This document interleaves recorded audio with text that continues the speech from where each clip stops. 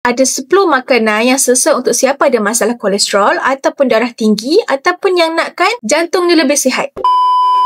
Yang pertama adalah oat yang boleh bantu untuk turunkan kolesterol jahat. Yang kedua, ikan berlemak, contohnya salmon, bagus untuk jantung. Yang ketiga adalah avocado, ada lemak yang baik dan boleh bantu untuk stabilkan peredaran darah. Yang keempat, kacang badam ataupun walnut untuk kuatkan salur darah. Yang kelima adalah sayur-sayuran yang berwarna hijau. Biasanya sayur-sayur ni dia ada kaya dengan magnesium. Yang keenam, buah beri ada tinggi antioksidan. Yang ketujuh, bawang putih bantu untuk kawal tekanan darah. Yang kelapan, minyak zaitun untuk kurangkan keradangan dalam badan korang. Yang kesembilan, iaitu teh hijau untuk menjaga kesihatan jantung korang juga. Dan yang terakhir adalah paling-paling penting, kurangkan gula. Kalau korang still nak manis tapi risau dengan kolesterol, korang boleh ambilkan dengan Scalavia ni. Jangan risau, dan Scalavia ni zero kalori, zero sugar dan juga zero karbohidrat. Yang penting, dia pemanis semula jadi. Apa-apa pun, jaga kesihatan ni bukan sehari dua. Korang kena jaga selama-lamanya. Sayangkan diri korang, boleh tukar dengan apa yang saya suggestkan tadi.